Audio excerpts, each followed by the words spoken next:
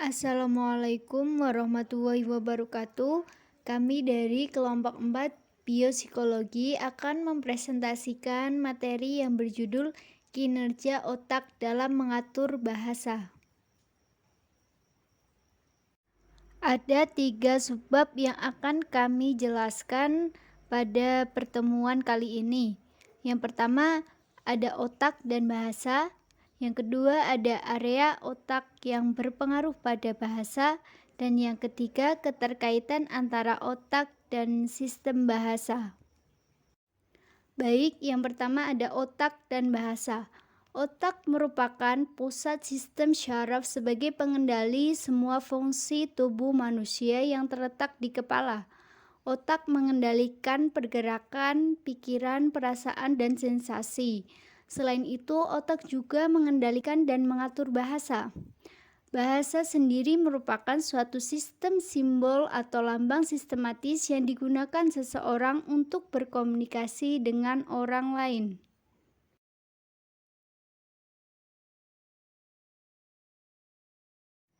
Lalu berikutnya area otak yang berpengaruh pada bahasa.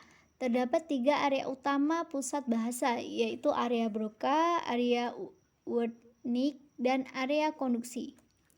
Yang pertama, area Broca. Area ini merupakan area motorik untuk berbicara. Area Broca terletak di gyrus frontalis superior pada lobus frontalis korteks otak besar. Area ini berperan pada proses bahasa serta kemampuan dan pemahaman berbicara. Area Broca pada otak bertanggung jawab untuk kaidah artikulasi yang menciptakan pola bunyi, untuk kaidah morfologi dan sintaksis, antara lain dalam pembentukan kata dan frasa. Lalu yang kedua ada area Wernicke.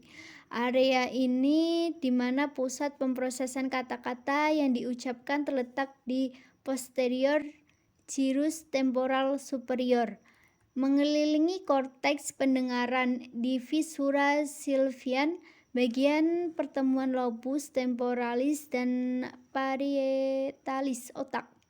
Area Wernicke adalah pusat bahasa yang bertanggung jawab untuk memproduksi makna, seperti interpretasi kata selama pemahaman makna dan pemilihan kata selama menghasilkan produksi ujaran. Secara neuroanatomi, daerah ini digambarkan sebagai daerah Brodmann 22. Lalu yang terakhir ada area konduksi. Area konduksi terdiri daripada fasciculus arcuata yang merupakan satu bundel saraf yang melengkung dan berhubungan antara area Broca dan area Wernicke. Kerusakan fasciculus arcuata menyebabkan timbul defisit untuk mengulang kata-kata. Gejala kerusakan ini yang pertama karena informasi leksikal dari daerah Wernicke tidak dapat dipindahkan ke daerah Broca, sehingga ujarannya secara sematis tidak padu atau tidak koheren. Demikian pula karena informasi kategori morfem terikat atau afiks dan kategori leksikal tidak dapat dipindahkan ke daerah Wernicke, pemahaman bahasa menjadi rusak.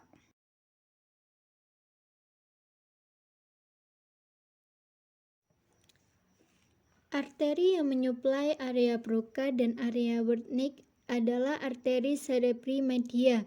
Arteri cerebri media terbagi menjadi 4 segmen, yaitu yang pertama segmen M1, bercabang menjadi arteri lenticulostriate yang memasuki commissura anterior, kapsul internal, nucleus caudatus, putamen dan globus pallidus, dan arteri temporalis anterior yang menyuplai lobus temporal anterior. Yang kedua, segmen M2 bermula dari titik divisi utama segmen M1 selama insula dalam visura sylvian dan berakhir pada margin insula. Terdapat 2 percabangan utama, yaitu percabangan terminal superior dan percabangan terminal inferior. Yang ketiga, segmen M3 dimulai pada sulcus insula dan berakhir di permukaan visura sylvian. Bagian ini dikirimkan melalui permukaan operkula frontal dan temporal untuk mencapai permukaan luar visura sylvian. Dan yang keempat, segmen M4 dimulai pada permukaan visura sylvian dan membentang di atas permukaan cerebri. Dan yang terakhir, ada keterkaitan antara otak dan sistem bahasa. Ada dua keterkaitan antara otak dan sistem bahasa. Yang pertama, hubungan antara bahasa dan otak dalam tinjauan psikolinguistik. Bahasa sebagai wujud atau hasil proses dan sebagai sesuatu yang diproses baik berupa bahasa lisan maupun bahasa tulis. Psikolinguistik adalah studi mengenai manusia sebagai pemakai bahasa, yaitu studi mengenai sistem-sistem bahasa yang ada pada manusia. Sistem-sistem bahasa tersebut dapat menjelaskan cara manusia dalam menangkap ide-ide orang lain dan bagaimana ia dapat mengekspresikan ide-idenya sendiri melalui bahasa baik secara tertulis maupun secara lisan.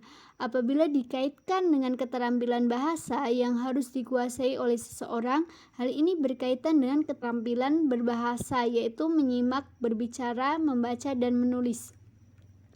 Lalu yang kedua, hubungan antara bahasa dan otak dalam tinjauan neurolinguistik.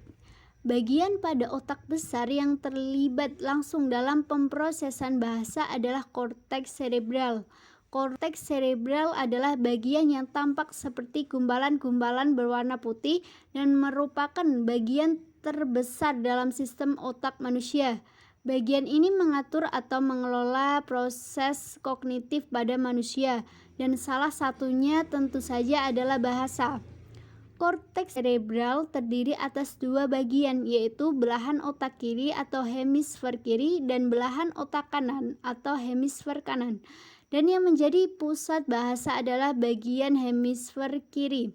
Hal ini karena dalam beberapa penelitian menyatakan bahwa orang yang mengalami kerusakan pada hemisfer kiri pada otaknya menyebabkan orang tersebut mengalami gangguan dalam berbahasa.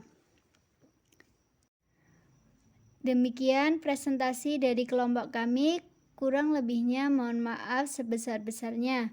Terima kasih atas partisipasinya. Wassalamualaikum warahmatullahi wabarakatuh.